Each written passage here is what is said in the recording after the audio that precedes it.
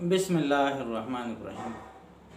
अस्सलाम वालेकुम। मैं हूँ डॉक्टर जावेद इकबाल खाकसार। उम्मीद है आप सब दोस्त खैरियत से होंगे। हमेशा की तरह आज हम एक नया टॉपिक लेके आए हैं। आज हम बात करेंगे हाइपोगैस्ट्रियम के बारे में। हाइपोगैस्ट्रियम क्या है, यहाँ पर कौन कौन से आर्गन वाक़ हैं और इनसे रिलेटेड कौन कौन सी बीमारियां हैं और होम्योपैथिक में इसके के लिए कौन सी मेडिसिन इस्तेमाल हो सकती है।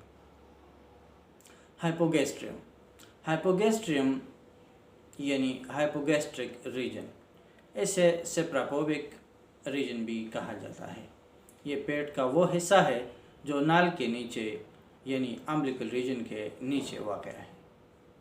ये इन्फीरियर एब्डोमिनल रीजन में मिड यानी दरमियान में वाक़ है और ये ट्यूबरकुलर लेन के इन्फीरियर में वाक़ है। इस रीजन में हमारे पेट के डाइजेस्टिव पॉइंट ऑफ व्यू से स्मॉल इंटेस्टाइन का कुछ हिस्सा आ जाता है।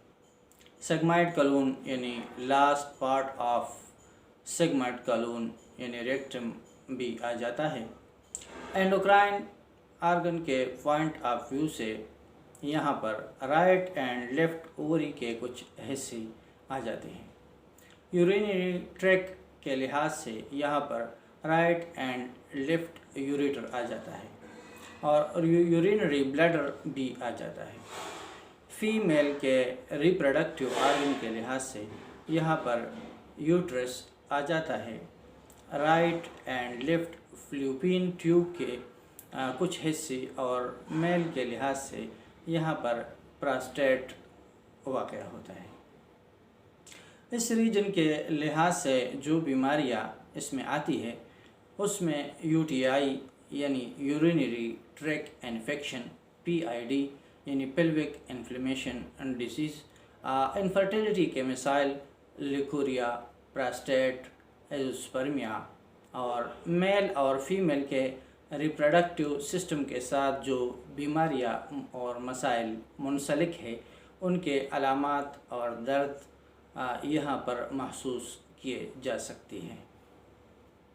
और होम्योपैथिक में जो मेडिसिन इसमें इस्तेमाल हो सकती हैं उसमें पल्सटेला, सिपिया, नाइट्रमेवर, Ashoka, thuja, calcarea fluor, calcarea carb, स्नेशियो आर्स, मरक्साल, cantharis, terebinthina, dioscorea, calophyllum, conium, lycopodium, sabal serrulata और एक वसी रेंज की और भी मेडिसिन अलामात के मुताबिक इस्तेमाल हो सकती है।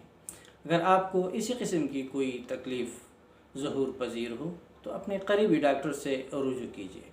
सेल्फ मेडिकेशन से इज्तनाब कीजिए। अल्लाह आपको अपने हिफ्ज़ व अमान में रखे। शुक्रिया। वस्सलाम।